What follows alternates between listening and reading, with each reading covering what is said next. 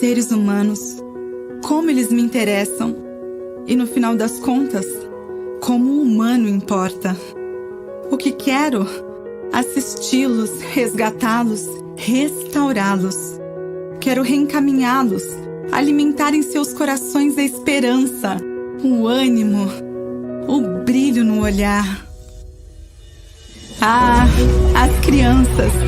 Anseio ensiná-las a trilhar no caminho da felicidade, onde não corremos, caminhamos, melhor, dançamos para que a pressa não perturbe e nem segue. Seja a canção a brincadeira mais séria de suas vidas, que tenham por berço a arte. Vem comigo! Eu te ajudo a crescer, ou melhor, a se desenvolver. Aprenda, supere-se, surpreenda-se com a descoberta de um novo mundo, cheio de possibilidades, oportunidades e realizações. Se precisar, lhe estendo a mão. Sou sua irmã, não a sua juíza.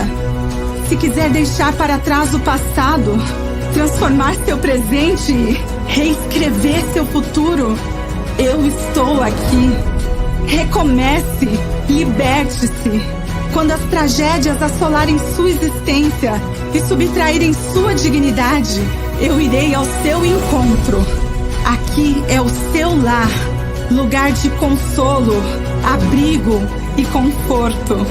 E se alguém te tratou com desprezo, para mim você nunca deixou de ser humano. Nasci por vocês. Plano de Deus para ser socorro. Pode me chamar. AEB.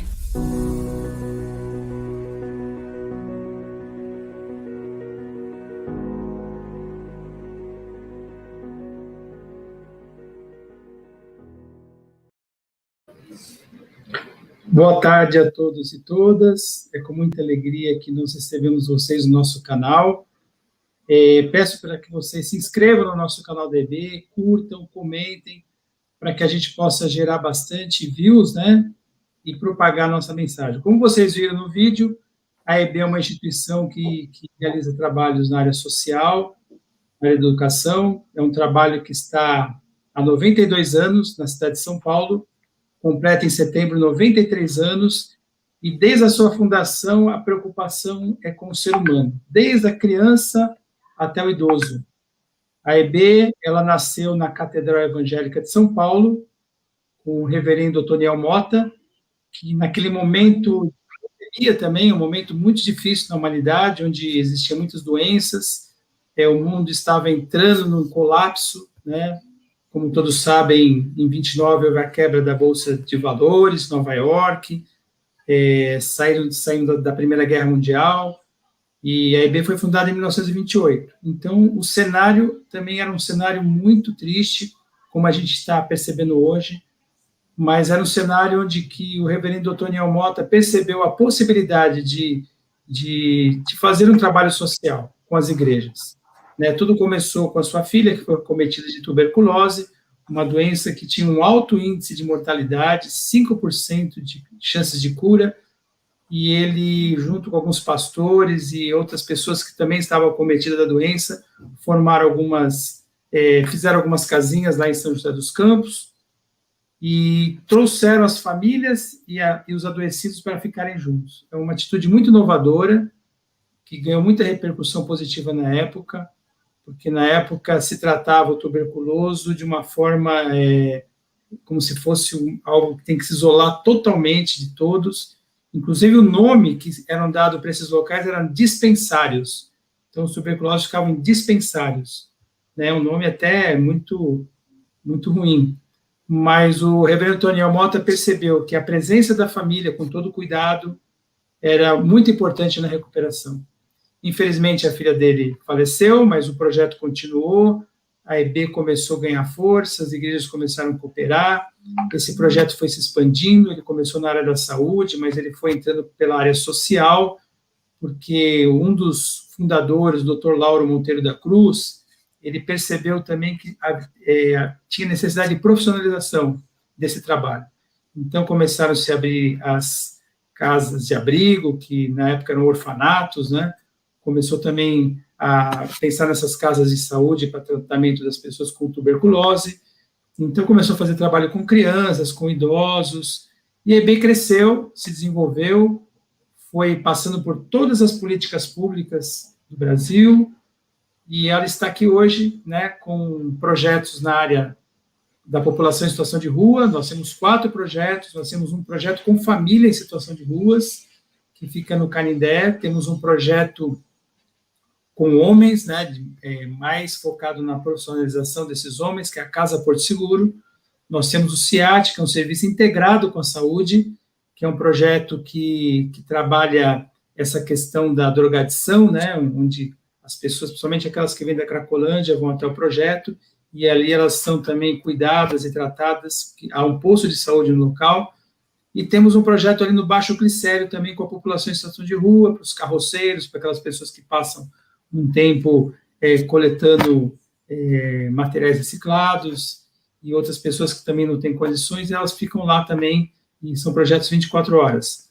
Nós temos também projetos com creches, né, como são as CIs, são 6 CIs espalhados pela cidade de São Paulo, que tem todo um atendimento muito especializado, onde que somos referência nessa área. Inclusive agora, a nossa creche lá no Jardim Monte Azul foi escolhida como uma creche para estar em funcionamento, para atender os profissionais da saúde, que não pode deixar os seus filhos, né, em casa. Então, os profissionais de saúde, os profissionais de segurança pública, aqueles profissionais que estão 24 horas cuidando da cidade de São Paulo. Então, nós estamos atendendo os filhos e as crianças dessa população. Temos também um espaço que é nosso, um espaço aí de 18 mil metros quadrados, um espaço muito grande, ali na estrada de Itapecerica, e é um espaço que cuida dos idosos, é um espaço que nós temos uma orquestra infanto-juvenil, e também temos um centro de profissionalização, que é o CEDESP, Centro de Desenvolvimento Produtivo. E ali tem cursos na área de estética, na área de culinária, e fazendo com que as pessoas possam conseguir, através desses cursos, um trabalho, empreender negócios. Então, a EBEI hoje ela atua nessas áreas, com esses projetos, atendeu aí em 2019 mais de 3 milhões e 500 pessoas. Então, é um projeto que nos deixa muito feliz.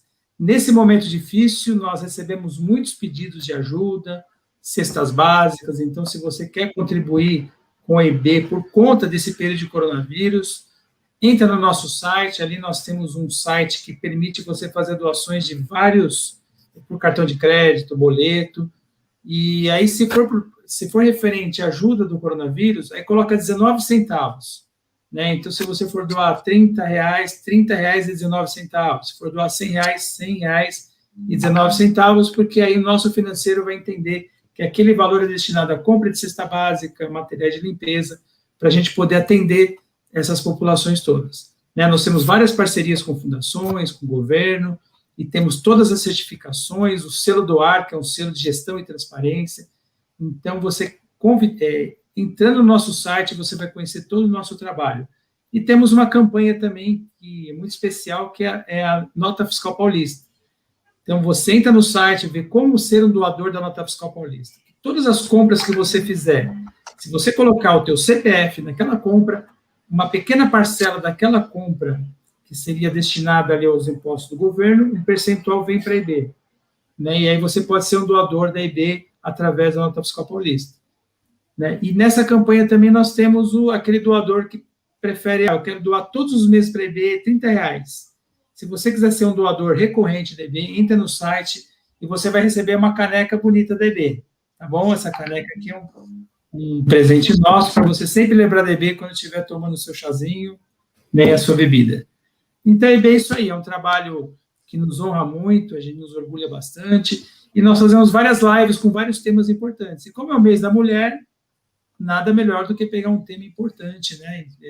Na questão da mulher, nós sabemos o poder da influência das mulheres sobre as nossas vidas, e a gente quer honrar esse momento, trazendo a doutora Alice, que está aí na tela, a professora Alice Maier. Ela tem um currículo muito assim, que nos orgulha bastante, né? A doutora Alice é professora convidada do Departamento de Ciência das Religiões da Universidade Lusófona de Humanidades e Tecnologias, a ULHT. Ela é investigadora, doutorada da Cátedra de Estudos Globais da Universidade Aberta e investigadora doutorada do CLEPUL, da Faculdade de Letras da Universidade de Lisboa, entre outros títulos e ocupações. Inclusive, ela está lá numa cidadezinha em Portugal, próximo de Lisboa, né? E foi convidada e aceitou o convite. A gente se sente muito agradecido e honrado por esse convite. Nós temos também a presença da Mabel.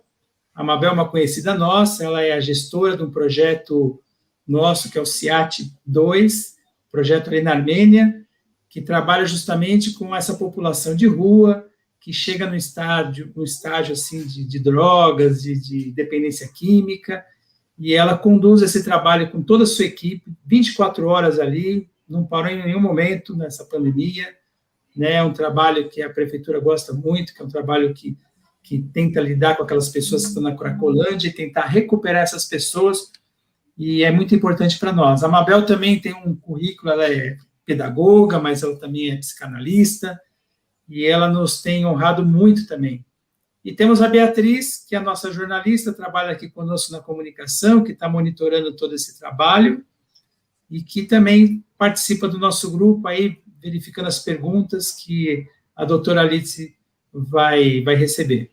Tá? Agora eu me retiro, com toda a licença, e vou assistir a fala da doutora, com muita alegria no coração, né? Lembrando de sempre orar por essa situação que nós passamos, que é uma situação difícil, mas nós temos certeza que a gente vai sair dessa e vai conseguir ser vencedor, né?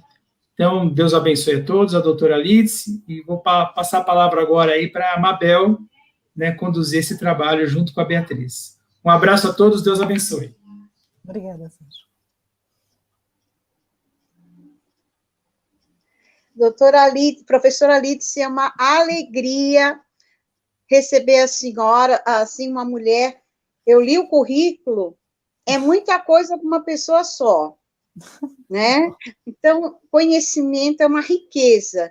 Então, você é uma pessoa riquíssima, porque o conhecimento nos faz ricos, né? E é uma alegria ter uma pessoa com essa riqueza de conhecimentos para conversar com a gente sobre essa questão da mulher como guardiã, como, né, da tradição, da religião, e a gente gostaria que você discorresse um pouquinho sobre um pouquinho da tua vida, né, e também essa preocupação que você tem com a questão da mulher, hoje, né, nas nossas sociedades aí, como é que a gente pode como mulheres, discutir isso de uma forma mais embasada, com conhecimento, e também de uma forma muito prática, para poder ajudar, empoderar as mulheres que nós convivemos. Seja bem-vinda. Obrigada, Mabel, obrigada, Sérgio, que ainda está nos ouvindo, obrigada, Bia, obrigada ao César, que fez esse convite. Eu estou realmente emocionada até de assistir o vídeo também, de ver tudo que a AEB faz, e eu sou realmente fã da AEB, eu sou fã há um bom tempo, admiro demais o trabalho que vocês fazem, em todas as frentes, e o que me encanta é essa questão mesmo de ação social realizada desde a criança até o idoso, né? E isso é justamente o que a gente vai estar conversando um pouquinho hoje, sobre isso, né? Sobre essa passagem do conhecimento, como é que a tradição é passada pela via feminina, pela via materna, mas principalmente pela via da mulher. E eu acho que ser convidada também para participar desse mês da mulher, né? De todas essas lives que a EB tem feito no mês da mulher, também é um presente e tanto. Mas eu quero dar parabéns à AEB, não só por tudo que ela faz, mas por uma coisa muito especial, porque de todos os colaboradores que atuam na AEB, digamos que quase 90% são mulheres.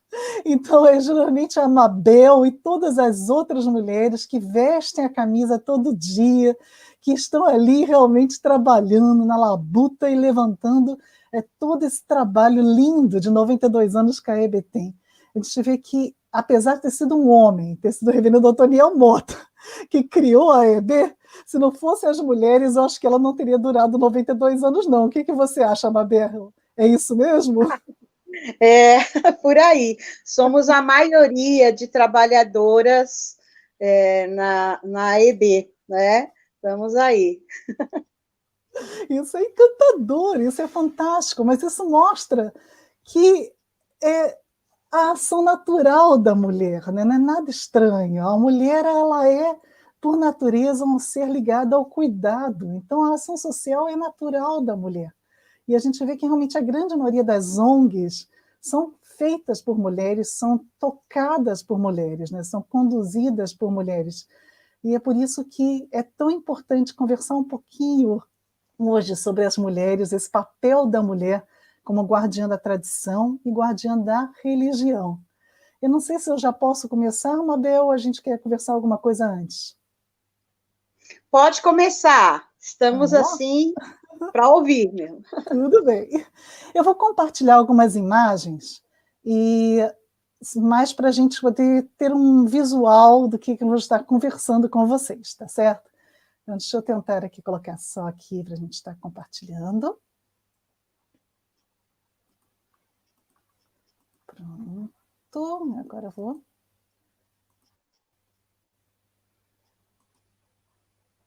Acredito que vocês já estão enxergando. Tudo bem, deixa eu só colocar aqui para baixo. Esse é o título. Opa, foi de frente, foi demais. Deixa eu voltar.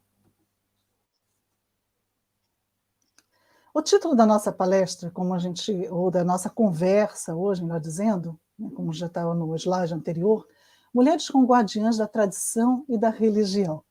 E já conversei um pouquinho aqui, mostrando como isso é importante realmente pela quantidade de mulheres que estão participando da AEB, né? E daí também porque a gente teve essa escolha do tema, né? Porque foi me passado esse tema, acredito também pelo esse interesse na quantidade de mulheres que estão aqui presentes. E eu queria convidar, primeiramente, antes de começar a falar desse assunto, queria convidar aqueles que não conhecem a AEB a então entrarem depois no site, pesquisarem, conhecerem e se envolverem com esse projeto, que é um projeto realmente muito bonito, que vale a pena realmente participar, fazer parte desse projeto. E antes de entrarmos totalmente nessa questão, eu escolhi começar por um quadro, né? Esse quadro que eu acho que vocês estão vendo, um quadro da Tarsila Amaral, uma grande pintora brasileira, e o título desse quadro é Religiosidade Brasileira. Estamos falando de mulheres como guardiãs da religião e da tradição. Então vamos pensar o que esse quadro tem a nos dizer sobre isso. Por que eu gosto tanto dessa imagem? Observe a quantidade de elementos femininos que tem nesse quadro. Vocês conseguem ver? Veja, mulheres, crianças, flores, laçarotes e até mesmo, se formos pensar, igreja é gênero feminino. Pomba, que aparece uma pomba vermelha, que é o símbolo do Espírito Santo, também aí, feminino, é a pomba. Quantos elementos femininos que compõem a religiosidade brasileira, segundo essa interpretação de Tarsila do Amaral? Professora. Ora, pois não, diga. Você só muda o slide. Vocês conseguem enxergar? Porque está no primeiro slide ainda. Ah, é? Não está no slide da Tarsila. Eu estou vendo um segundo. Acabei de ver aqui que o pessoal no YouTube está pedindo, muda o slide, muda o slide. Estranho. Esse, agora para mim está no primeiro, agora apareceu o quadro? Não. Ainda não? Acho que não está no compartilhamento. Acho que vou parar e voltar a fazer, então. Vamos cancelar.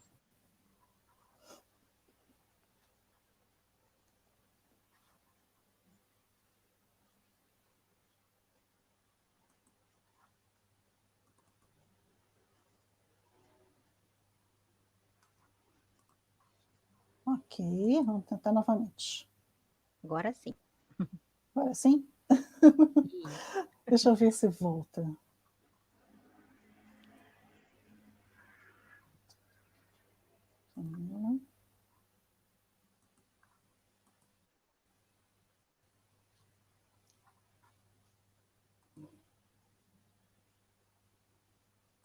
Se não conseguimos, a gente vai sem isso. O que vocês estão vendo agora? Porque eu não consigo ver.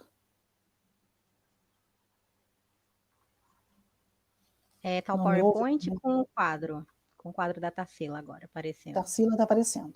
Se eu apertar aqui, Isso. volta para a primeira. Não, não voltou, continuou no da Tarsila. Que estranho. Bom, Vou vamos pedir ver para o o que a pessoal gente do vai daqui YouTube para ter só um frente. pouquinho de paciência que a gente está resolvendo, tá? Não se preocupe.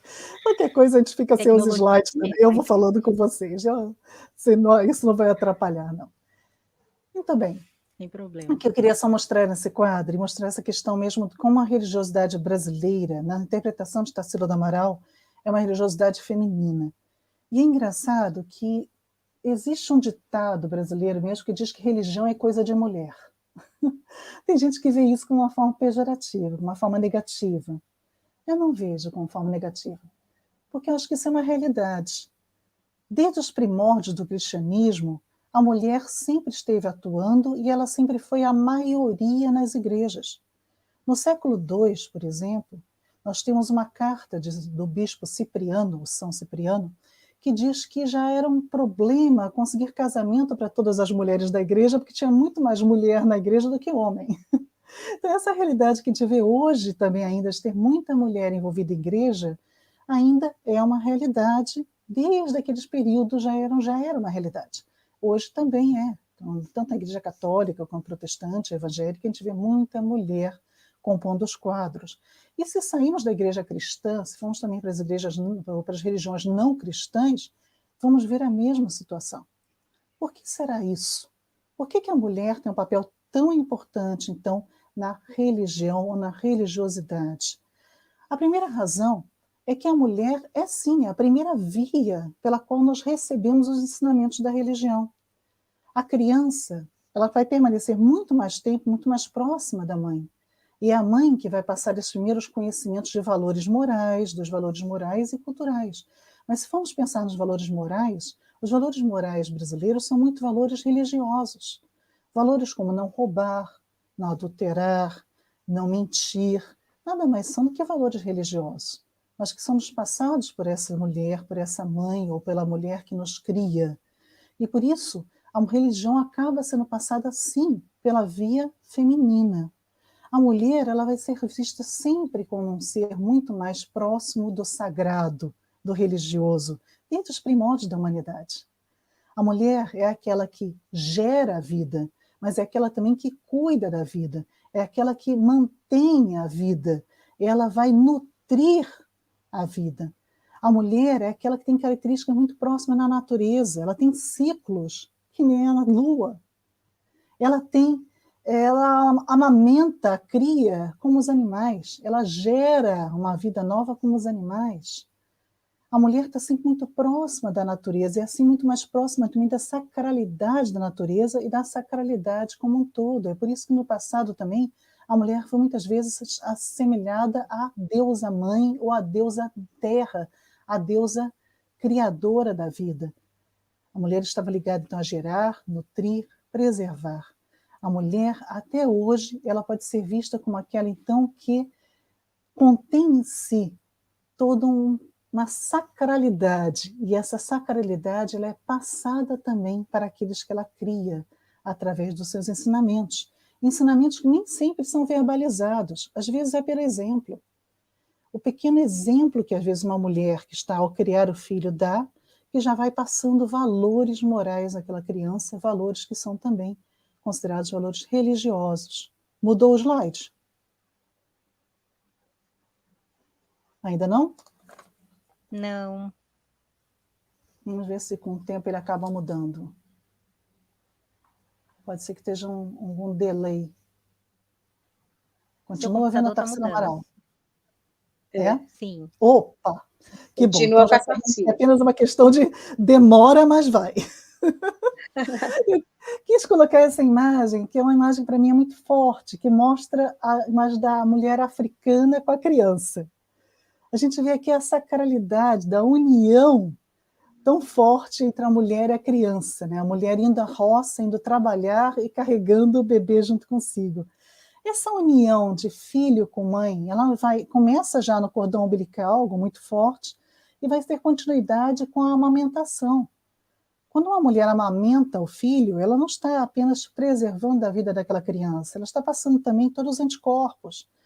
E assim a gente tem uma mesma ideia de que a mulher está ali passando não só o alimento físico, mas também todo um alimento espiritual através desse vínculo. Uma coisa interessante que a gente sabe também pelos estudos é que no antigo Israel, por exemplo, era dito, os judeus antigamente diziam que enquanto a mulher estivesse amamentando a criança, aquela criança ainda fazia parte da essência da mãe. A criança só passava a ser um indivíduo separado a partir do momento que ela deixava de estar mamando. Essa é a grande unificação que se tem entre mãe e filho. É algo sagrado mesmo, é algo impenetrável, é algo que é tão miraculoso que a mãe é aquela que, à distância, às vezes sente algo que o filho está sentindo. Este sexto sentido que as mulheres desenvolvem, de proteção à prole, que também era algo tão animal e que a mulher continua mantendo até os dias de hoje. As religiões africanas ainda mantêm muito desse vínculo, dessa ideia do espírito sagrado da maternidade. Nas religiões africanas é a mulher ainda que é responsável para passar os segredos, os mistérios, as magias, todo o conhecimento espiritual. O aprendizado é sempre realizado junto às mulheres.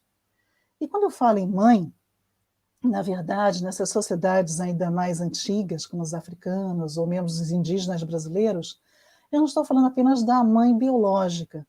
Todas as mulheres que fazem parte daquela geração da mãe biológica tomam conta da criança da mesma forma. Se por acaso acontece algo com aquela mãe biológica, outra mulher vai assumir. Da mesma forma, as avós não são apenas as avós biológicas, são todas aquelas mulheres de uma faixa etária também superior que agem como se fossem avós daquela criança. E a criança, seja homem ou mulher, menino ou menina, vai passar por um grande período junto com essa mulher, junto com todas essas mulheres, sejam as mães, as avós, as tias, as irmãs mais velhas, e essas mulheres todas é que vão ser responsáveis por passar não só os conceitos religiosos, não só os conceitos espirituais, esses mistérios todos, como também todos os primeiros passos na cultura. Então, as primeiras rezas, as canções de ninar que são aprendidas, as histórias, os conceitos de valores morais, que já conversamos um pouco sobre isso, tudo isso vai sendo passado por essa via do feminino. No mundo rural brasileiro, que eu estudei um bom tempo, quando ainda estava aí no Brasil, em vários locais que eu pesquisei, isso ainda é muito comum. Ainda é comum você ver as crianças até uma certa faixa etária, normalmente 9 anos, mais ou menos 9 anos, a conviverem, independentemente do seu sexo, se são meninos ou meninas, a conviverem com o grupo familiar feminino, com as avós, as tias, as irmãs mais velhas e as mães. Convivem e vão aprendendo os primeiros conceitos, os primeiros passos na cultura com essas mulheres. Depois de uma certa idade, normalmente, como eu falei, por volta dos 9 anos, o menino ganha uma enxada. É uma cerimônia quase. E esse menino passa, então, a aprender a ser homem. A partir desse momento, ele, sim, deixa de conviver com as mulheres e começa a conviver mais com os homens, com seu pai, com seus tios, irmãos e assim por diante. As meninas não. As meninas permanecem convivendo com as mulheres, aprendendo a criar filhos, aprendendo a criar as mais novos, aprendendo os segredos das ervas, os segredos das curas, aprendendo o artesanato, aprendendo o cultivo de ervas medicinais, o cultivo de plantas próximos de casa, da horta, assim por diante. Mas até um certo momento de idade, meninos e meninas vão aprender tudo, tradições e religião com as mulheres, sejam suas mães, tias, irmãs mais velhas ou avós. E realmente, talvez muitos dos que estão acompanhando ainda, eu vou passar mais uma imagem para a gente, talvez tenham aprendido muita coisa com suas avós. Eu tive esta honra e esta alegria de aprender a costurar, fazer tricô, crochê, artesanato, aprendi a fazer doces, aprendi o segredo das ervas, que me levaram a ser botânica também, além de antropóloga, porque a cura vinda através das plantas. Todos esses conhecimentos que eu tive foi através da minha avó. As mulheres mais velhas, mais idosas, são as detentoras principais desse conhecimento, seja do artesanato, culinária ou segredos da cura. O grande problema é que, com a passagem da sociedade agrária para a sociedade urbana, houve uma perda desse patrimônio cultural, desse patrimônio religioso. Por quê? Porque essa mudança para a sociedade urbana trouxe uma diminuição do convívio familiar. E, com isso, essa perda desse patrimônio cultural e religioso. As mulheres conquistaram mais espaços. Elas começam a trabalhar em muitas coisas. Então, a mulher não é apenas mais aquela mulher que fica em casa cuidando dos filhos, ela vai trabalhar fora de casa, ela também ajuda no rendimento familiar. A mulher conseguiu também estudo, né? Então conquistou espaços de estudo também, então muitas trabalham e estudam fora. Isso faz com que elas tenham, então, menos convívio no seu lar, até mesmo com seus próprios filhos. Gerou, então, uma diminuição das relações familiares. As crianças, muitas vezes, passam grande parte do dia em creches ou em locais de ensino quase que do dia inteiro. Os idosos, que antigamente talvez conviviam cuidando dessas crianças, muitas vezes vão para centros de cuidados com idosos também. E a avó, que assim como a minha avó me ensinou tanta coisa, a avó, que às vezes tinha tanto contato com o neto e passava muito dessas tradições, passava muito desses costumes, até mesmo das religiões, cada vez mais foi se distanciando também do convívio com os netos das gerações mais jovens. Hoje, vivemos uma realidade do idoso muito complicada. O idoso vive num mundo constantemente excluído do trabalho, porque muitas vezes, após até mesmo 50 anos de idade, já não se consegue tão facilmente um trabalho. E aí começa a sentir-se também com uma baixa importância social. O idoso é excluído também do consumo, porque se ele tem um baixo rendimento, uma baixa aposentadoria, quando tem, ele também não consegue consumir, ele não consegue comprar muitas coisas. Ele precisa comprar remédios, e às vezes todo o seu dinheiro acaba indo nesses remédios. Ele é excluído muitas vezes da família, que faz ou que apresenta para esse idoso uma retaguarda fragilizada, nula. E eu coloquei nessa imagem, que eu espero que vocês já estejam vendo, alguns dados que são tanto quanto alarmantes. Vimos que o último censo de 2010 no Brasil mostrou que tínhamos acima de 65 anos de pessoas de idade, 20 milhões e meio de pessoas acima dos 65 anos, que correspondiam em 2010 a 11,3% da população brasileira. A progressão diz que em 2050 teremos 2 bilhões de idosos acima de 65 anos, 1/5 da população mundial. É claro que hoje essa situação do idoso ainda mudou um pouco perante o que tínhamos na década de 40, na década até mesmo de 70. Hoje uma pessoa de 65 anos ainda é muito produtiva, mas apesar disso, muitas vezes tem dificuldade de se incluir no mercado de trabalho. E se formos pensar, então, nesse idoso acima de 80 anos, olha como foi a faixa que mais cresceu. Em 1940, tínhamos 170 mil, um pouquinho mais, de idosos no Brasil. Em 2010, no censo, já apareceram quase 3 milhões de idosos acima de 80 anos no Brasil. A progressão diz que em 2050 teríamos mais de 13 milhões de idosos acima de 80 anos. Destes idosos, a grande maioria são de mulheres. É o que é chamado de feminização da velhice. Muitas mulheres idosas, porque elas têm uma sobrevida maior do que a dos homens. E esse próximo gráfico que eu trouxe aqui também para a gente conversar, traz uma realidade mais triste ainda, que mostra que desses idosos, mais de 4 milhões vivem em solidão ou condição de isolamento social. E desses mais de 4 milhões de idosos, mais de 1 milhão moram em São Paulo, que é onde a AEB atua, justamente. Então, mais de 1 milhão de idosos morando em São Paulo em situação de solidão, de isolamento social, o que traz, com certeza, sofrimento, desinteresse pela vida, que pode gerar depressão e pode gerar até mesmo uma depressão fatal. Problemas que podem ser evitados pela inclusão do idoso na vida social ativa. Eu até anotei que, segundo a Organização Mundial de Saúde, o termo ativo, no contexto do envelhecimento, se refere à participação contínua na vida social, econômica, cultural, espiritual e cívica, além de ser física e profissionalmente ativo. Então, quer dizer que, para o envelhecimento ativo, o idoso deveria não só estar participando continuamente na vida social da sua família, mas também na própria vida econômica e cultural. Se o idoso é o principal repositório de a tradição e toda a religião,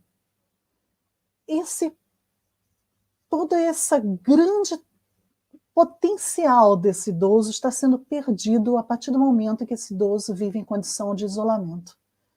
São idosos, principalmente mulheres, que não vão passar adiante o seu saber tradicional, seja de culinária, do conhecimento das ervas, seja do artesanato, das histórias, as canções de niná, as festas, as brincadeiras. Quantas crianças de hoje conhecem brincadeiras simples como a amarelinha? São muito poucas. As tradições têm se perdido. Mas, apesar disso, a AEB tem uma atuação essencial nesse sentido. Uma das instituições, uma das frentes de atuação da AEB, que até o Sérgio apresentou muito bem no início da nossa conversa aqui, é o Centro de Convivência Otoniel Mota, de onde tem essas fotos que eu trouxe para vocês aqui. São várias as atitudes ou atividades que são desenvolvidas pela AEB também com os idosos, né? Na alimentação mais saudável, na prática de esportes, no próprio estímulo do convívio. Mas o desafio que eu queria trazer hoje não é apenas para a AEB, para a AEB até que já faz muito, mas são para todos que estão ouvindo. Esse resgate dessa tradição de que ela se perca. Hoje, o idoso com o Covid, então, está mais isolado ainda. Esperamos em Deus que isso tudo passe e que a gente volte realmente a poder ter mais relacionamento social, poder se encontrar mais e ter mais atividades. E passando isso, pelo menos esse período, enquanto não passa, acho que a gente pode planejar muita coisa. Pode ser utilizado para planejar. E uma das coisas que seriam muito importantes a se planejar é estimular, de alguma maneira, o contato entre esses idosos que muitas vezes estão em situação de isolamento ou estão em instituições como o Centro Otoniel Mota, e estimular que esses idosos possam ainda se sentir valorizados, se sentir ainda ativos. De que forma? Ensinando o que eles sabem. Ensinando o que eles sabem para gerações mais novas. É interessante tentar pensar em estratégias que possamos promover encontros entre gerações.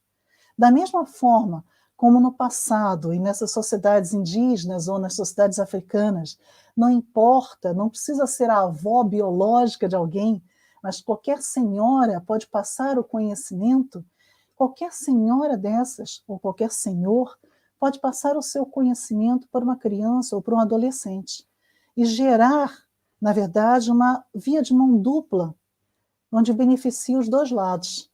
O saber tradicional é preservado, na verdade, então, essas crianças e jovens vão ser também guardiões desse saber tradicional, que podem repassar futuramente para seus filhos e netos, isso não se perde. Eles vão começar a valorizar a sua própria cultura, através do que podem aprender com essas pessoas, e, ao mesmo tempo, esses idosos podem se sentir valorizados e motivados. Ao restaurar essa cadeia de transmissão dessas tradições culturais e religiosas pela via do feminino, resgata-se o papel natural das mulheres, um papel do qual elas foram criadas e o qual elas sabem fazer muito bem, que é de ser os guardiãs da tradição familiar, guardiãs das religiões, contribuindo sensivelmente para o aumento da importância da mulher e para o empoderamento dessas idosas. É o que eu queria trazer hoje para a gente discutir um pouquinho, né? O que podemos fazer, então, para que essas tradições não venham a se perder. Nessa imagem, eu coloco algumas ideias, algumas estratégias que são realizadas. Vocês veem como, principalmente as crianças, não têm preconceito em aprender do idoso. Mas o adolescente também. Há uma imagem de uma adolescente aprendendo bilro, logo embaixo aqui, mas vocês veem idosos ensinando a brincar, brincadeiras do tempo deles, idosos ensinando a pintura, ensinando artesanato de vários tipos, de forma a mostrar a manutenção do conhecimento, a manutenção dessa tradição. Essas ideias, só para a gente começar, então, a se inspirar em o que poderíamos fazer para resgatar esse conhecimento desses idosos que estão aí em situação de isolamento, antes que venham a se perder. E, ao mesmo tempo, dar uma mais-valia a essas mulheres, de forma que elas não passem por situações de depressão e de pouca vontade de viver. Eu deixo aqui o meu muito obrigado e vamos então para o que a gente poderia conversar a respeito desse assunto. Vou parar aqui a partilha. Eu só ia comentar que realmente não estava aparecendo as imagens, mas como você descreveu, todo mundo aqui já montou na cabeça o que você estava falando, e nem precisou das imagens. Sério? Ai, que realmente coisa não triste! Ficou o tempo todo uma imagem só?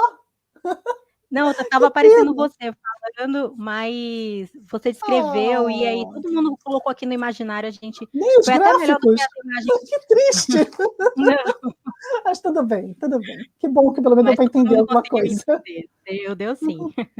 Desculpem, então, aqueles que estavam ouvindo. Eu via os gráficos. Vamos lá, então, Bia.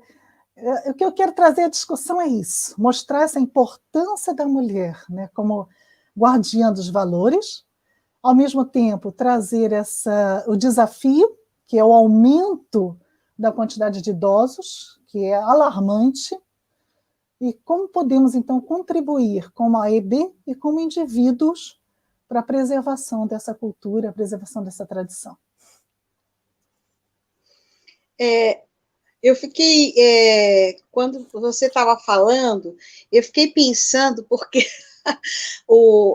a população de rua que a gente atende, né, 200 pessoas por dia, nós atendemos 200 e 184 são homens, né, e nós temos umas 16 mulheres e umas 8 trans. Mas é muito interessante que eles estão com uma coisa agora de chamar a gente de mãe. Então, e isso é complicado, porque, né, a gente está naquela coisa de, né, questão profissional, tal, né, mas eles estão numa insistência, né, eu falo, me chama pelo nome, que eu não tenho nem idade para ser mãe de todo mundo, mas assim, toda hora, ô mãe, eles estão com essa mania agora, né, e aí, com a sua fala, eu fiquei pensando que pode ser que na história, né, dessa população masculina, se perdeu um pouco essa questão com a mãe, né? Uhum. E aí eles nomeiam toda senhorazinha, que nem eu assim, toda tiazinha, como mãe, né? Então eu passo no pátio, lá eles ficam, mãe, eu falo, ai, gente, né? Mas eu atendo, converso, mas eu não fico alimentando muito essa ideia, né? Porque aí vem com uma ideia muito afetiva e não de direitos que eles estão ali, porque eles têm o direito de estar. Mas, ao mesmo tempo que a gente quer que eles se sintam acolhidos pelo direito social que eles têm, não tem como a gente não ter um espaço afetivo e maternal, né? Porque, não como política pública, mas como convivência, porque não tem como, né? Aí, quando me lembrei, como você falou da questão do seio, né? A Melanie Klein, ela coloca muito na psicanálise isso, né? Que a criança vê a mãe como a continuação dela e a mãe, né? Então, é como se fossem algumas coisas grudadas, simbióticas, né? E tem o seio mal, o seio bom, né? Então, acho que as mães, nós convivemos, né, nessa realidade social, né? Eu com pessoas adultas, muito nessa situação maternal, e às vezes a gente se sente muito culpada com isso, né? Porque eu não posso ter muito essa questão materna, mas também não posso, de repente, excluir tudo, né? Nessa relação afetiva. Eu penso que as meninas que trabalham com as crianças pequenas, então, isso deve ser muito mais, né, evidente, né? Então, como que a gente lida com isso, doutora? Como que a gente lida com essa dualidade aí, né, de ser profissional, querer ser uma profissional, né, que luta pelos direitos das pessoas, mas também, né, eu sou mãe, eu sou avó, né, então, como que eu posso, né, não quebrando aí nenhuma regra profissional, sem adotar e levar para casa, né? Mas como que eu posso exercer também isso socialmente, né? De uma maneira construtiva, boa. Explica para a gente que a situação da gente na IB é um pouco essa. Bom, Mabel, na verdade a psicóloga é você. Mas vamos lá, dentro da visão de antropologia, da antropóloga aqui. Há uma carência muito grande, sim, eu acho que eles encaram, principalmente os adultos, mesmo esses homens adultos, até as mulheres provavelmente encaram você com essa visão de mãe, principalmente sobrepondo-se a uma ausência que talvez eles sintam, né, essa necessidade de ter uma pessoa que faz esse papel de alguém que cuida, que protege, e esse é o papel que você tem exercido. Concordo com você que receber o nome de mãe fica difícil no trabalho. Então, você está fazendo certo, eu acredito que sim, você fazer essa distinção de que ali você não é a mãe, mas você vai agir como mãe, não tem como. Você não vai fazer de outro jeito, porque o amor que você tem por esse trabalho é um amor de mãe. E você desenvolve esse apego com cada um desses homens que você atende, como cada uma das mulheres e as trans que você atende, com toda certeza. Enquanto você falava, me veio na mente aqui uma figura bíblica, que eu vou tomar a liberdade de citar, que foi a juíza Débora, né? No livro de Juízes conta de Débora, não sei se você conhece essa história, acredito que sim, mas Débora, ela é chamada de mãe de Israel, né? Ela recebe esse nome, né? Esse epíteto, e na verdade, esse título dela, eu acho que é mais ou menos semelhante ao que eles veem em você. Você tem sido essa mãe que acolheu, que orienta, que ajuda, que protege, que direciona num caminho melhor. Então, o sentimento deles não está errado, não está errado. E considero realmente que é interessante você distinguir com eles que você não é mãe nesse sentido, né? Você vai exercer a função que eles estão te atribuindo, isso não tem como fugir. Não sei se ajudou um pouco. Ajudou muito, porque na IB nós temos vários projetos, né? Inclusive a Ana Paula, ela é a gerente do CTA Famílias. Então lá ela está com famílias, né? Então lá tem ela e tem a mãe das crianças, né? Então, eu creio que a relação ainda é ainda mais complexa, né? Porque as crianças veem a mãe dela ali, né, abrigada, mas a Ana Paula é a grande mãe, né? A mãezona de todo mundo. Então, acho que isso é interessante, né, nas nossas relações aí sociais, né? Ela acaba sendo quase que uma matriarca, né? Assim, como você falou, é a mãe que abraça mães, embora tudo, né? tenham essa autoridade materna, essa coisa, né, da sabedoria milenar e tudo mais, né? Ao mesmo tempo, nas comunidades religiosas, elas não têm o papel de conduzir aquela congregação, né? No caso, eu sou pastora, né? E somos poucas. Então, a gente convive com essa realidade também que, em casa, a gente é aceita socialmente como uma educadora, uma pastora. Nas igrejas, ou às vezes na direção de algumas coisas, não. Né? E esses dias eu recebi um post no Face que eu ri muito, né? Circulou aí no Facebook, que dizia assim, se fosse uma mãe que estivesse tomando conta dessas vacinas, as crianças já estavam todas vacinadas, com banho tomado, cabelo penteado, né, dente escovado, com pijama, indo para a cama. Né? Então, acho que resume um pouco isso, né? É que a sociedade, ao mesmo tempo que ela quer essa mãe e tal, mas ao mesmo tempo não nos níveis de poder. Então, como que a gente trabalha também essa questão de uma forma equilibrada?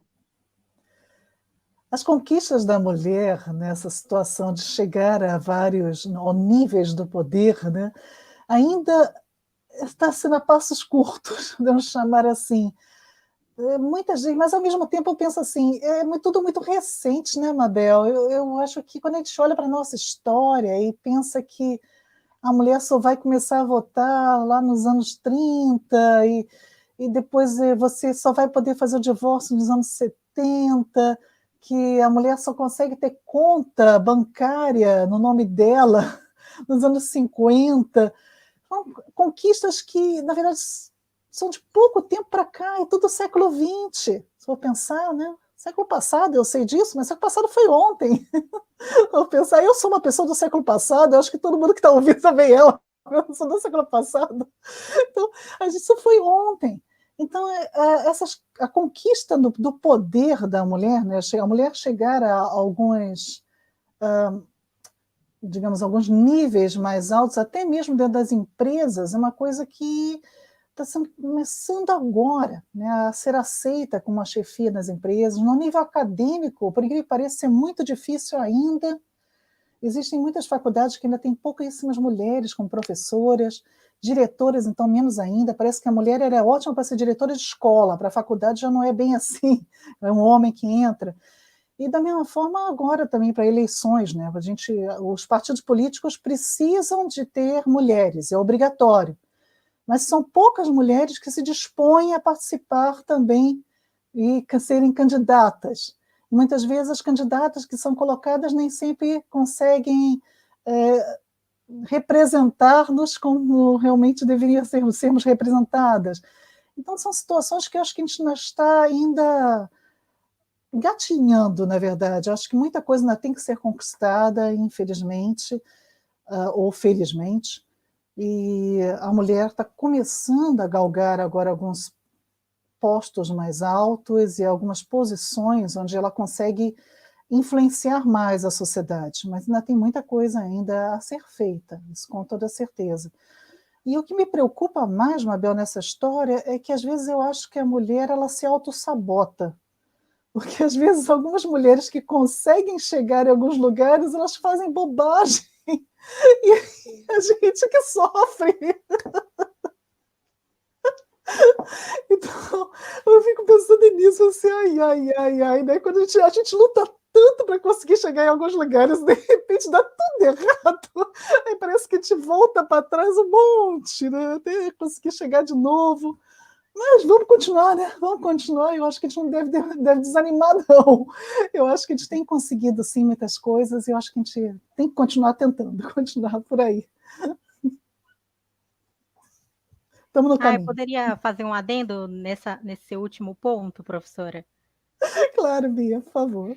Assim, olhando uma parte mais macro, né? Como você disse que poucas mulheres conseguem ali chegar, e as que às vezes conseguem, elas erram em alguma coisa, também tem essa cobrança muito grande da sociedade, né? A mulher, ela chega ali e ela já vai com aquela pressão tão grande que ela tem que fazer todos os passos certos, Então, às vezes, não é cobrado como um homem. Se um homem erra, ok. O homem passado que estava ali no poder, vamos dar o exemplo, também errou. Mas quando chega aquela mulher ali no poder, ou então em um cargo de confiança, ou então numa diretoria, e às vezes ela, né, erra, porque nós todos somos passivos a erros, e quando acontece isso, a gente é tão cobrada, né? Eu acho que A também tem essa responsabilidade é cobrança. muito maior, né? É muito maior. A gente carrega 2 vezes aquele fardo que talvez o homem carrega. Não estou desmerecendo nenhum homem aqui, pelo amor de Deus. Mas a gente, às vezes, é cobrada 2 vezes, né? Então tem essa pressão muito grande. Mas realmente, às vezes tem umas mulheres que chegam ali na frente e a gente fala, meu Deus, socorro, alguém avisa? Mas é assim Assim como mesmo. tem também essa tendência da mulher que chega no poder a agir de uma forma muito masculina, porque ela se coloca também para tentar confrontar essa outra liderança masculina, né?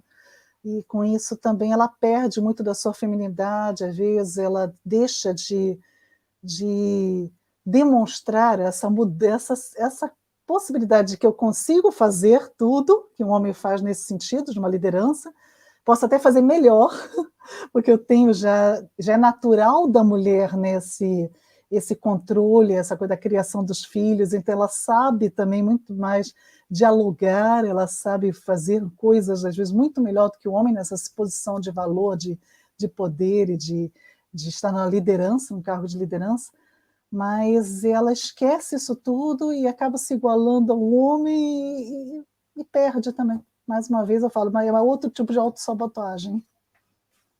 Sim, As aí duas até me coisas surge acontecem uma sim, pergunta. mas eu concordo contigo bastante, Bia. A cobrança é duplicada e qualquer erro realmente é fatal. E aí até me surge uma pergunta referente a você, uma mulher que tem um currículo incrível, que, nossa, no dia que eu crescer eu quero ter esse currículo. Por favor, Deus me dê me dê esse privilégio. E como que foi para você nesse meio acadêmico se destacar de uma forma tão louvável como você fez? Como que foi para você estar nesse meio que ainda assim é muito machista? Como que você sentiu? Como você lidou com às vezes, alguns preconceitos que você poderia vir a passar? Eu lido até hoje, Bia. É uma luta diária, na verdade, né? Não, como eu disse, a mulher ainda não conseguiu conquistar nem no mundo acadêmico todo o espaço que ela deveria ter, né? A quantidade de mulheres na ciência, a gente sabe que está aumentando, mas ainda é muito menor do que a quantidade masculina. A quantidade de bolsistas é muito maior de bolsistas de homens do que bolsistas de mulheres para fazer pesquisa também, em todos os níveis. Então, há uma dificuldade muito grande, sim, até porque eu escolhi uma área que é normalmente uma área masculina, que é a teologia, né? A Mabel sabe muito bem disso. Então, dentro dessa área, então, é mais complicado ainda. Então, é uma luta diária, porque você tem que conseguir provar que você pode conhecer a Bíblia, apesar de você ser homem, e você, mais ainda, você pode formar homens, né? Dar aulas para teólogos, dar aulas para seminaristas, né? Dar aulas para pastores, como assim? Né? Como é que uma mulher pode estar ensinando? Então ainda existe muito preconceito, principalmente nessa área de igreja, nessa área cristã. Então é uma luta diária ainda. No mundo acadêmico, fora desse mundo teológico, é um pouco melhor, mas só um pouco também, ainda é muito complicado. Na área de humanas é mais tranquilo, então quando eu entro como antropóloga, no caso, né, você já tem uma tradição de antropólogas mulheres, então isso já facilita muito o diálogo.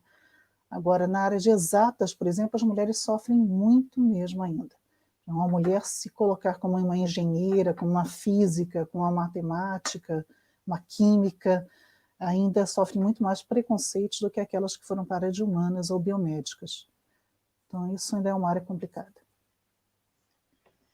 Eu vou aproveitar e ver com a Mabel também a experiência dela, porque, como você bem ressaltou, a Mabel é pastora numa igreja, Pois é, então. e não é muito comum ainda hoje, em dia 2021, a gente vê pastoras nesse cargo, né? Se você também quiser falar um pouquinho, Mabel, da sua experiência, como que você lida com algumas situações, né, constrangedoras, preconceituosas, se você quiser passar essa experiência.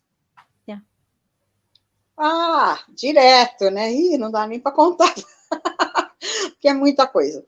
Mas eu creio que a gente continua por uma missão maior, né? Porque a gente realmente não parte do pressuposto do que o homem está pensando, do que aquilo, né? A gente parte do pressuposto de uma missão maior, né? Eu acho que isso que conduz, é isso que alimenta, porque senão realmente a gente falava, quer saber? Tchau, né? Mas realmente a gente continua até por uma questão de fé.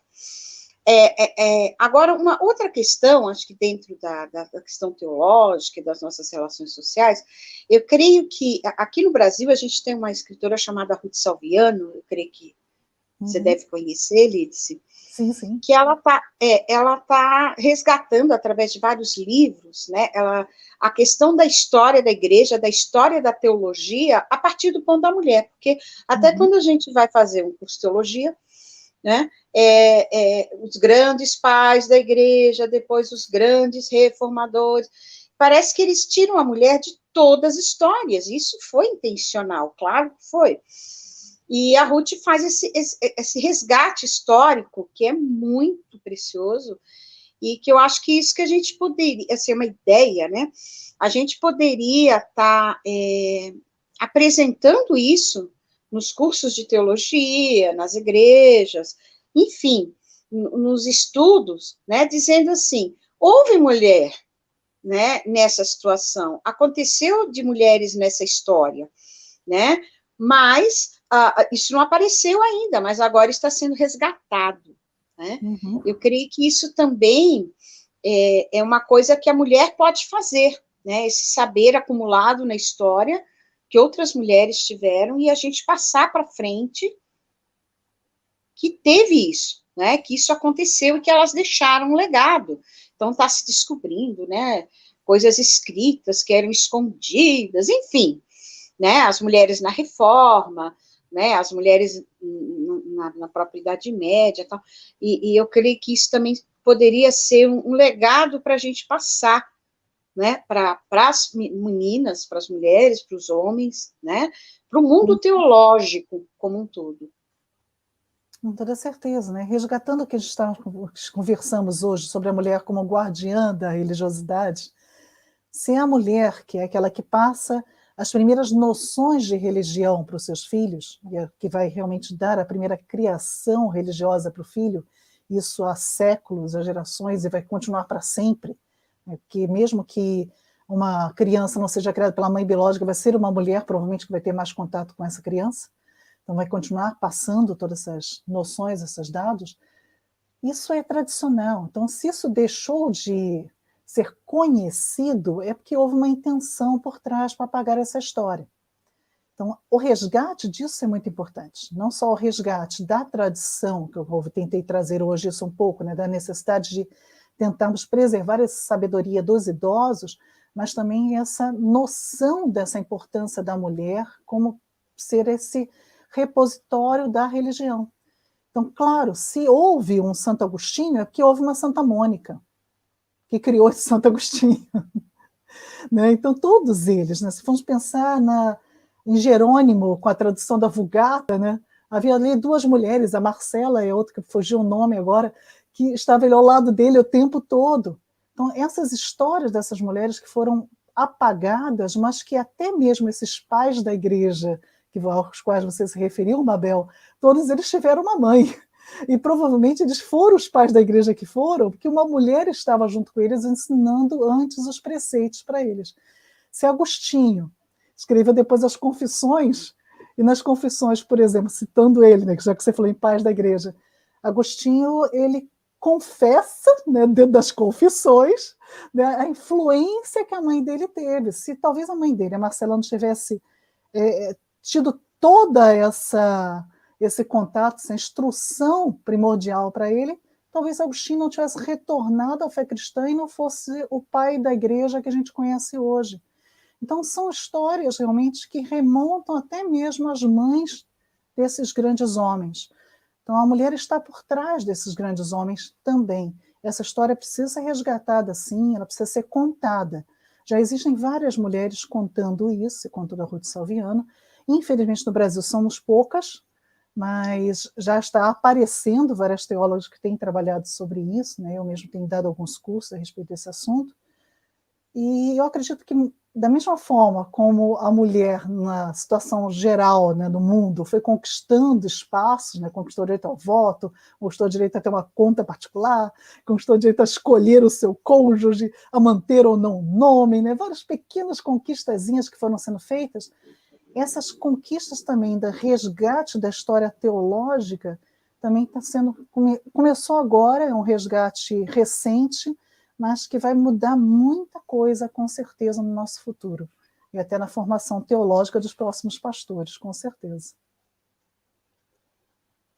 Amém, que assim seja, né? Porque vai ser, eu confio que sim.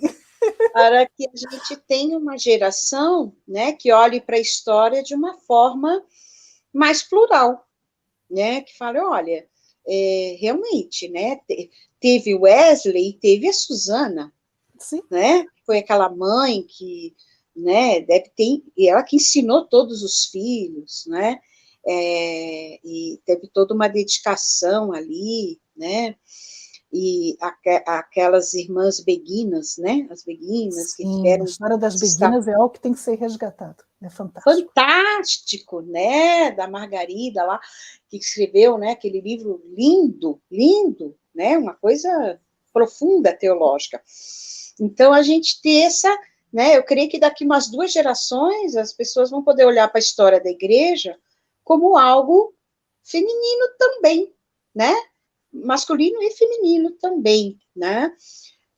Alguma coisa que antes, quando eu era pequenininha, por exemplo, eu sou filha de pastor, e quando eu era pequenininha, eu brincava, né, com meus irmãos, nós morávamos no fundo da igreja, né, coisa mais antiga, e eu brincava com meus irmãos na igreja vazia, né, enquanto a zeladora estava limpando. E quando nós brincávamos, eu me lembro que eu era o pastor, mas eu falava que eu era o pastor, porque a figura de pastora nem permeava a minha mente. E eu era o pastor, o meu irmãozinho tocava um violãozinho lá, mequetrefe, e a minha irmã era a perdida que se convertia todo culto, né? Então, eu brincava disso, né? Muito pequenininha, eu já brincava. Mas eu não tinha essa visão que Deus poderia chamar mulheres. Na minha cabeça, isso não existia, né? Depois, com o tempo, quando eu fui estudar teologia, né, me senti vocacionada para isso, aos 17 anos, eu levei mais de 20 anos para ser consagrada, né, na minha comunidade como pastora, porque isso era muito complicado, embora eu agisse como, né, mas não conseguia. E aí a comunidade resolveu me consagrar. E hoje, né, as meninas, por exemplo, da minha comunidade de fé, da igreja, elas falam, né, as pequenininhas, o que você vai ser no reino de Deus? Eu vou ser pastora. Porque já existe essa referência. Então, ela não precisa brincar como pastor. Porque existe essa referência. Assim como hoje existe meninas que falam, eu quero ser cientista. Sim. Né? Porque existem cientistas. Eu quero ser uma antropóloga, porque existem antropólogas, não é? Então, elas vão ter esse leque maior, né? E isso é um legado para as futuras gerações de mulheres que exercitam uma liderança feminina, de que as meninas sonhem também, e que tenham essa possibilidade de ser, né? De ser uma pastora, de ser uma ministra de Estado, né, de ser uma vereadora, uma deputada, né, um gerente. Precisamos de vereadoras, precisamos de deputadas, precisamos de gente ministras, precisamos sim de mulheres, mas elas têm que se dispor a ser. Eu creio que essas meninas, elas estão vendo, né, teólogas, né, então nós vamos ter uma geração, acho que vem agora, daqui a uns anos, que tem esse modelo, né? Quando eu fui consagrada pastora, eu fui a segunda pastora consagrada batista no Brasil, né? No estado de São Paulo. No estado de São Paulo. né? E a primeira pastora que foi ordenada, a igreja dela foi expulsa da Convenção Batista.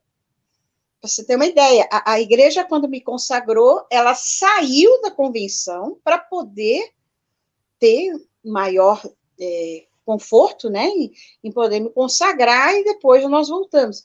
Então, assim, isso é uma denominação histórica no Brasil, a Batista, né, a Convenção Batista Brasileira. Hoje somos mais de 300 mulheres pastoras em todo o país. Mas, assim, hoje as meninas, elas não têm mais o receio, né, dizer, eu quero ser pastor. Você não pode ser, você está louca, isso não pode. Né? Então, acho que esse legado é importante das mulheres na liderança, fazerem uma liderança tão positiva que as meninas queiram ser como essas mulheres. Mas como disse a Bia, a responsabilidade, né, que você e a primeira tiveram foi impressionante, né? Qualquer erro também deixava, não ia ter a terceira. Sim. Então, graças a Deus, né, vocês duas conseguiram fazer uma liderança tão boa que hoje tem a terceira, a quarta, a quinta e assim por diante. Que bom, Mabel. Pessoal, o papo tá eu louvo incrível. a Deus por sua vida, por você ter dado esse bom exemplo. Gente, a gente tem perguntas aqui, bastante até perguntas no YouTube, e já queria começar aqui com uma pergunta que foi da Natália Barbosa. Ela pergunta aqui, professora, qual é a sua personagem bíblica favorita e por quê? Essa aí é uma pergunta difícil, porque tem tantas mulheres incríveis na Bíblia, né? Você escolher uma favorita deve ser complicado. É muito complicado, Natália. Não dá, não.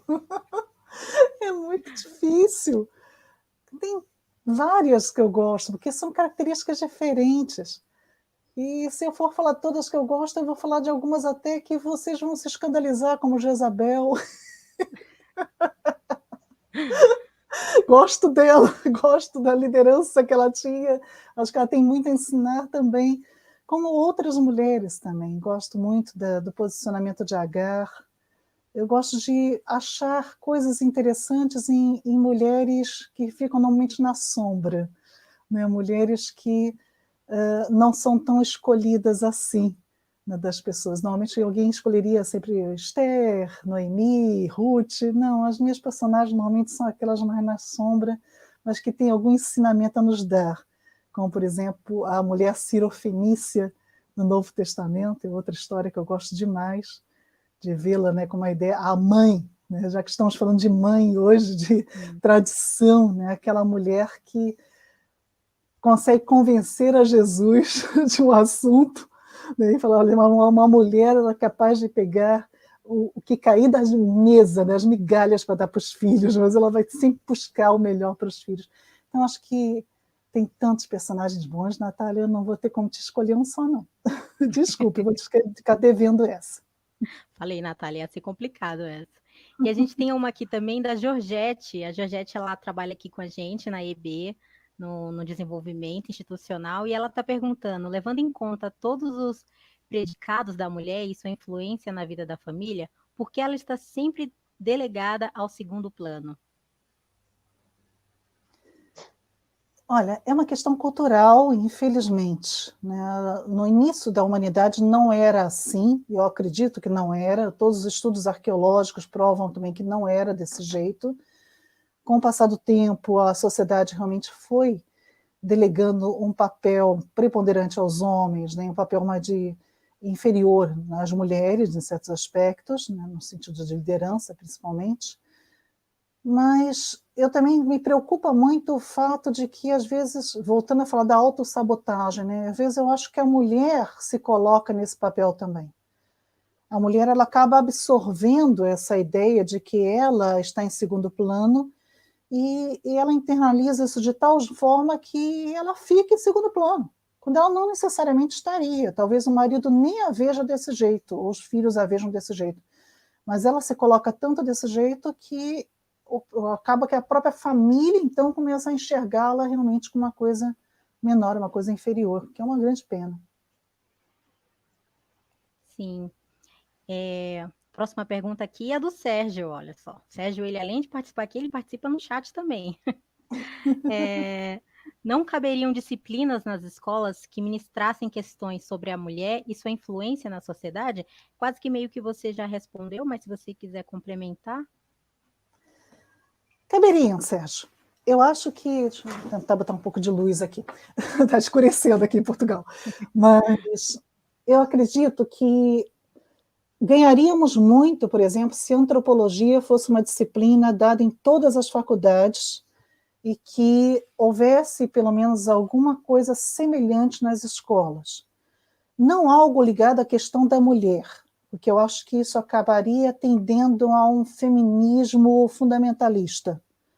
Mas eu acredito uma disciplina que tratasse sobre as questões sociais com um pouco mais de profundidade, e é por isso que eu vejo a antropologia como algo que é muito importante. E eu acho que a antropologia ela dá base para entendermos a nossa sociedade, e o principal, que eu sempre falei com meus alunos, a antropologia é a única ciência que enxerga, pelo menos tenta ensinar, a enxergarmos o outro pelos olhos do outro, e não através dos nossos óculos culturais. Né? É o único local que você consegue tirar o seu óculos cultural para tentar enxergar com o olhar do outro, com o olhar de misericórdia.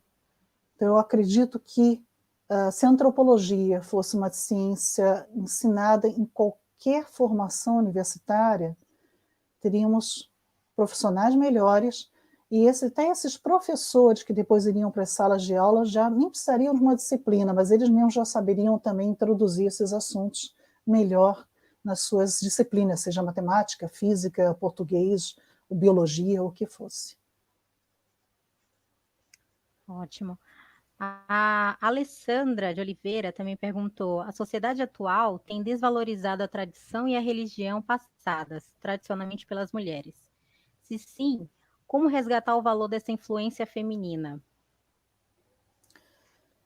Como eu tentei colocar, né, infelizmente, acho que eu fui sabotada pelos slides.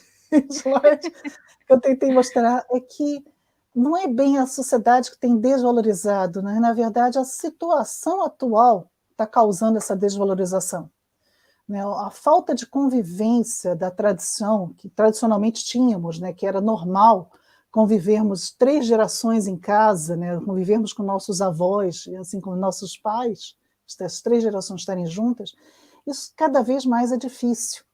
Está sendo difícil de conseguir uma casa em que aconteça esse convívio. E aí a tradição, que são a tradição cultural, não seja, como eu coloquei, né, conhecimento de ervas, de curas, de próprias cantigas de ninar, brincadeiras tradicionais, artesanato, e até mesmo conceitos, né, de valores religiosos que eram passados por essa linha de criação, deixam de existir porque há uma quebra. E o professor ou o cuidador da criança na creche, ele não tem a obrigação de fazer isso. Acaba muitas vezes até ensinando, sim, passando muitos conceitos morais, porque a criança está lá convivendo e vai aprender pelo exemplo. Às vezes vai aprender muito mais com alguém que está cuidando da criança numa creche do que com a própria mãe ou com a própria avó. Então a perda é uma consequência da nossa sociedade atual. E o grande dilema é esse, né? Como então resgatar isso? E eu acredito que depende muitas vezes então de organizações como a própria AEB, que já trabalha com todas essas faixas etárias a tentar proporcionar atividades. As igrejas, eu acho que têm um papel muito importante nisso também, que as igrejas podem sim estimular também atividades entre as faixas etárias, e finalmente as escolas.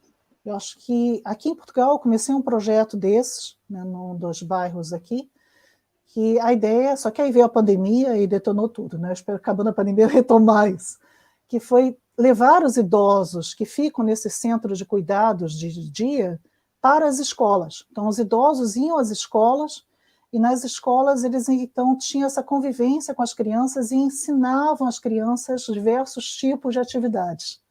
Então, desde brincadeiras até artesanato. E já fazendo, então, esse papel da avó tradicional, que às vezes essa criança nem tem mais, biologicamente falando. Perfeito. E para finalizar, aqui a Natália, ela pergunta, professora, poderia recomendar títulos de livros sobre essas mulheres importantes para a igreja? Deve ter uma lista gigantesca. Engraçado, Beatriz, é que, apesar de existir uma lista gigantesca, uma coisa que, como estamos agora mesmo conversando, eu e a Mabel, né? Em português são muito poucos. Uma pena. É um material que a gente está começando a preparar agora há pouco, então existem muito poucos títulos. Existe um título, por exemplo, que é Mulheres Reformadoras, que aí trabalha mais essas mulheres do período da Reforma, mas existe muito pouco material, essa é a verdade. Então, nesse ponto também eu vou ficar devendo um pouco, né? Mas depois eu posso até colocar, vou colocar depois no chat com calma, né, no YouTube, né, acrescentar lá, para vocês poderem depois dar uma olhadinha, alguns títulos, ou ver o que eu posso colocar mais para português, ou espanhol, que eu sei que fica um pouco mais fácil também. Mas a grande maioria do material é em inglês. Tem muita coisa em inglês, italiano e francês. Entendi.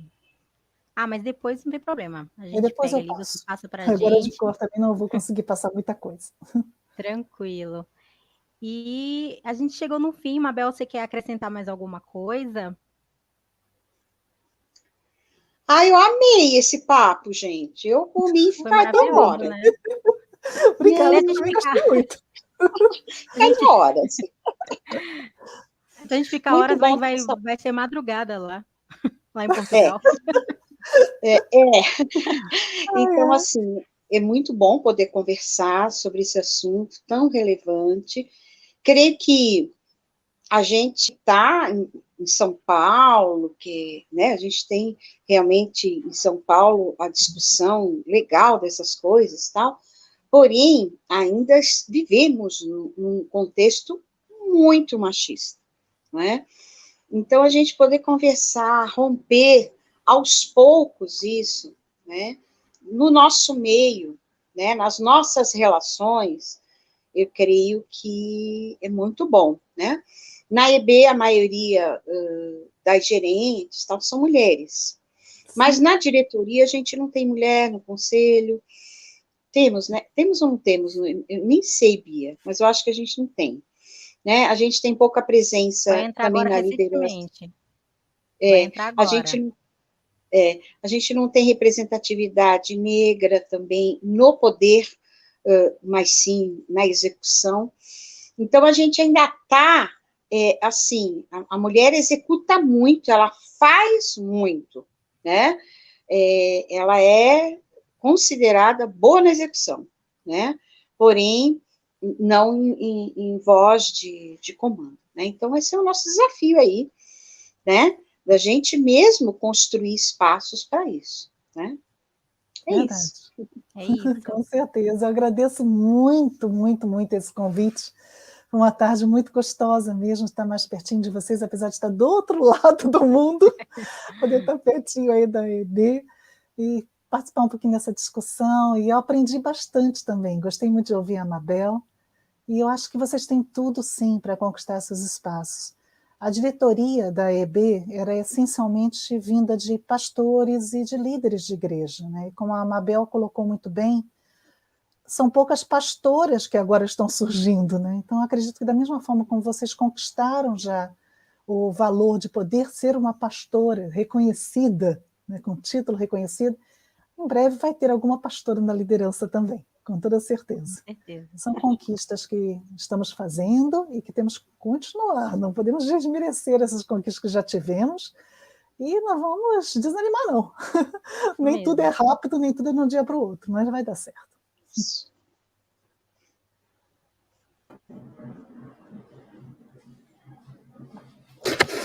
Bom, Bia, acho que esse momento foi muito precioso para nós, principalmente homens, que às vezes a gente não percebe esses detalhes da mulher, né? Essa luta da mulher, a gente vive como se tudo fosse tranquilo, é isso mesmo, e a gente acaba não percebendo, né? A riqueza que é o outro lado. E graças a Deus nós recebemos do nosso quadro associado uma uma pastora, né, reverenda Denise Coutinho, da Catedral. Então, as coisas estão caminhando. Eu acredito muito que as coisas têm que ser 50-50, meio a meio, para dar essa diversidade, para realmente a gente falar, somos uma civilização, né? Quando a gente começa a perceber que existe muita diversidade em todos os meios. Então, a gente agradece demais a professora Lídice, né, a Mabel também, a Bia, por ter enriquecido a nossa tarde com essa fala. E esse canal vai ficar esse vídeo vai ficar no nosso canal, para que vocês possam compartilhar e com seus amigos e familiares, e é um material muito rico para nós, que a gente comemore os 100 anos da IB, né, de uma forma muito feliz, com muitas mulheres em todos os postos aí, e a gente consiga vencer esse momento tão difícil, né, com as mulheres, como sempre foi ao longo da história, né, que a gente percebe. Tá bom? Muito obrigado, professora Lídice, por estar aqui conosco, por atender o nosso convite, né, graças à tecnologia, a professora está lá em Portugal, né, do outro lado do Atlântico, mas parece que está aqui do nosso lado, né? A gente agradece muito a participação e gostei muito da antropologia. A gente às vezes não tem ideia, né, do que a antropologia pode tratar, né, desse olhar para o outro, né, como você colocou, tirar o óculos, né, e criar simpatia. Acho que isso abre muito a mente das pessoas, né? A antropologia realmente é uma matéria, uma disciplina, uma ciência que tem que ser muito divulgada, né, no nosso meio, assim como a teologia, né? A Mabel, né, por ser essa mulher aí de fibra, né, uma entidade, pastora, que está conosco há mais de 20 anos aí. Eu sei que o momento não é fácil, né, Mabel? Ali no CIAT, né, ela está aqui, mas a cabeça está lá também, com tantas coisas que acontecem, né? E a Bia também, que está na comunicação. Agradecer ao César, né, que também convidou a professora Lídice, né, e isso foi muito bom para todos nós. Tá bom? Então, eu quero agradecer. Eu vou pedir para a Mabel fazer uma oração para encerrar esse momento, né, e a gente se despede com muita alegria no coração. Sérgio, só antes de começar a oração, a professora quiser passar suas redes sociais, algum contato. É verdade, isso, para a gente conhecer o trabalho, né? Isso. Eu só quero mesmo agradecer, né, mais uma vez, me coloco à disposição de, quando vocês precisarem, é só me falar mesmo, faz o contato através do César ou de qualquer outra maneira. Quem quiser conhecer um pouco do que eu escrevo, das minhas pesquisas, pode abrir em Lídice Meyer, é o nome que está na tela, né? Lídice Meyer, junto, .pro, de professor, .pro, lidicemeyer.pro. Nesse site tem meus textos, tem meus livros, alguma coisa para fazer download, tem vídeos, tem palestras. Legal. Então, se alguém tiver interesse, né, em vários assuntos, inclusive mulher, fique à vontade, é um prazer. Também pode mandar mensagem por lá também. Legal. É isso aí.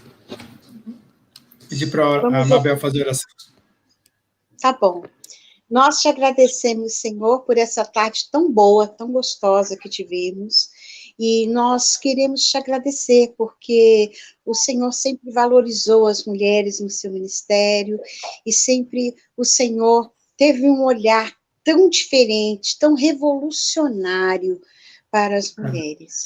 Ó Senhor, agora queremos te pedir a tua bênção sobre a professora Lídice, todo o seu trabalho, o seu ministério, que o Senhor esteja junto dela, Senhor, que o Senhor esteja cada vez mais abençoando a vida dela. Abençoa também, Senhor, a EB, todos os colaboradores, os nossos atendidos, as mulheres da EB, que o Senhor continue abençoando, renovando todo dia as nossas forças. Amém. Em nome de Jesus. Amém. Amém. É isso aí, pessoal. Um abraço para todas e todos. Que Deus nos abençoe. Amém. Tchau, tchau. Um abraço. Tchau. 8 de março, Dia Internacional das Mulheres. No CEDESP AEB somos mulheres que, somando nossas diferenças,